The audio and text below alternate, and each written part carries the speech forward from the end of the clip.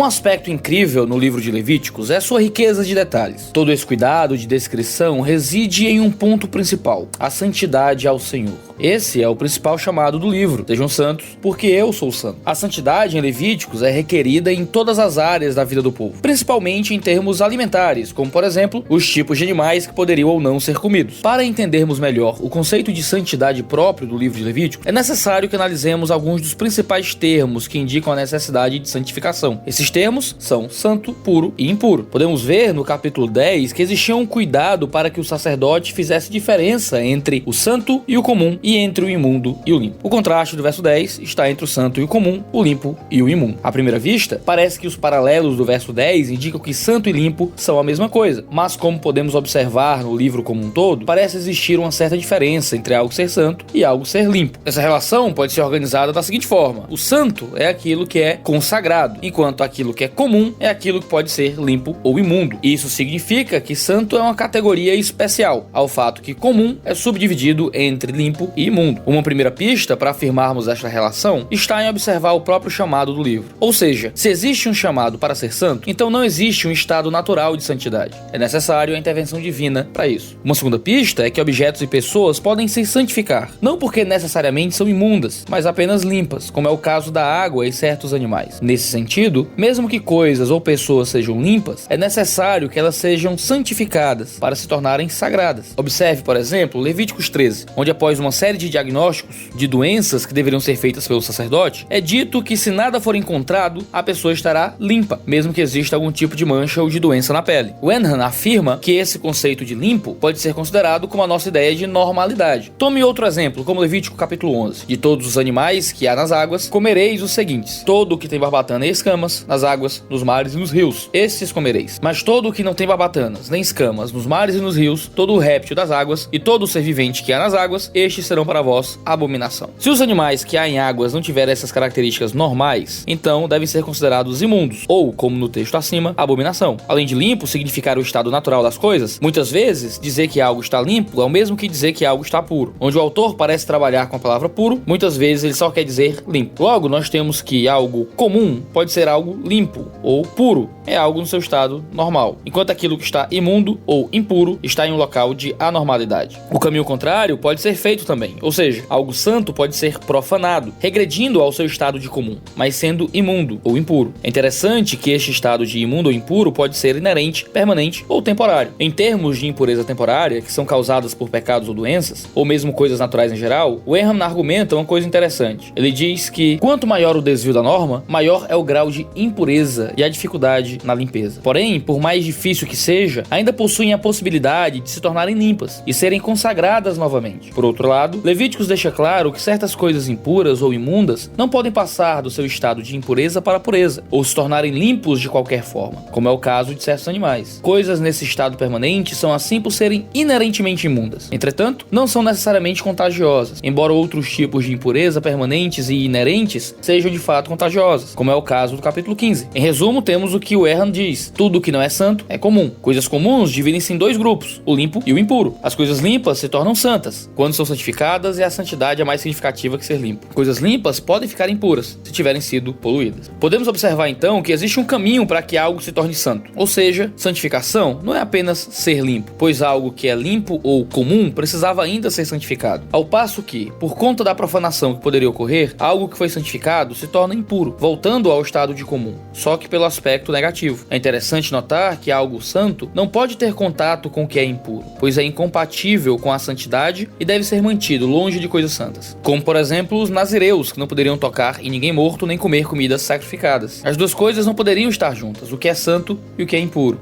Logo, textos alimentares, como os de Levítico 13, não falam simplesmente sobre higiene, mas sobre teologia. Também as vestes do leproso, em que está a praga, serão rasgadas, e a sua cabeça será descoberta, e cobrirá o lábio superior, e clamará: imundo, imundo. Todos os dias em que a praga houver nele, será imundo. Imundo está, habitará só, a sua habitação será fora do arraial. Às vezes, podemos tentar explicar explicar os fatos de Levítico somente em termos higiênicos e perdemos o ponto do texto que é sobre santificação. Todo esse processo pode ser visto da seguinte forma: que aquilo que é santo, aquilo que é limpo e aquilo imundo estão em graus diferentes de contato com a realidade. Aquilo que é santo é o que está mais santificado, mais limpo nesse processo, enquanto o imundo é aquilo que é mais profano e mais poluído, como o pecado e as doenças no contexto do Antigo Testamento. A partir disso, nós podemos concluir algumas coisas sobre o caráter da santidade no livro de Levítico. Primeiro, que tudo o que é oferecido a Deus deve ser oferecido em santidade. Deus só recebe ofertas santas. Deus não quer apenas coisas em seu estado normal, de limpo. Santidade vai além disso. No livro, santidade é dedicação a Deus. Mas esse chamado era um presente de Deus que deveria ser recebido com obediência. Santidade é um estado da graça para a qual os homens são chamados por Deus. E ela é alcançada através da obediência à lei e da realização de rituais, como o sacrifício, segundo a teologia de Levítico. Em segundo lugar, ser santo é algo além de ser separado. Significa ser completo. É uma ideia de ser um homem perfeito, que é basicamente alguém que tem uma vida completamente dedicada. Um conceito claramente evidenciado na carta de Tiago, mas um assunto para outro de olho no texto. Hoje, nós não mais vivemos numa cultura de sacrifício levítico, mas ainda assim há algumas aplicações interessantes para o povo de Deus no momento histórico em que ele está inserido. Em primeiro lugar, a preocupação atual de Deus com alimentos se tornou algo secundário, uma questão da consciência, como é ensinado em Romanos 14 e 1 Coríntios 8. Jesus mesmo disse no Evangelho de Marcos que ele declarou puro todos os alimentos. Isso se dá, em segundo lugar, porque todos esses aspectos eram apenas sombras, tinham data para terminar, a fim de que o que é de caráter eterno tomasse lugar na história, ou seja, passássemos para o caráter escatológico da nova aliança, como o próprio autor de Hebreus deixou claro, consistindo somente em comidas, bebidas e várias abluções e justificações da carne, impostas até o tempo da correção. Ou seja, as questões alimentares do Antigo Testamento apontavam para algo muito superior, que é justamente a santificação que nós encontramos hoje em Cristo Jesus. Em terceiro lugar, podemos aprender com Levíticos muitos aspectos teológicos sobre a natureza da santidade de Deus, a seriedade como Deus trata o pecado, o fato de que ser santo é ser dedicado e completo a Deus, sem esquecer que os meios anteriores que foram estabelecidos para a purificação foram providenciados pelo próprio Deus. Essa verdade tem seu ápice na cruz, pois como afirma o autor de Hebreus em tom de louvor, e assim todo sacerdote aparece cada dia, ministrando e oferecendo muitas vezes os mesmos sacrifícios, que nunca podem tirar os pecados. Mas este, Cristo Jesus, havendo oferecido para sempre o único sacrifício pelos pecados, está assentado à destra de Deus, daqui em diante esperando até que os seus inimigos sejam postos por escabelo de seus pés, porque com uma só oblação aperfeiçoou para sempre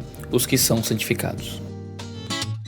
O que é que você pensa disso tudo? Comenta aí embaixo, deixe seus comentários a respeito do De Olho no Texto. A gente tenta seguir os textos que vocês pedem. Então pede textos bíblicos aí embaixo, pede temas pra gente tratar sobre interpretação bíblica toda sexta-feira, 10 horas da manhã, aqui no Dois Dedos de Teologia. Entra no nosso site e ajuda a financiar isso, porque são vocês que financiam o Dois Dedos de Teologia, são vocês que pagam para que isso aqui exista de graça para toda a internet. Então se inscreve no canal, assina as notificações, envia pros seus amigos, usa esse material como você bem quiser em escolas dominicais, grupos de estudo, no que for, e não deixe de acompanhar nossos programas toda segunda, quarta e sexta, 10 horas da manhã, aqui no Dois Dedos de Teologia. Valeu, negada, e tchau, tchau.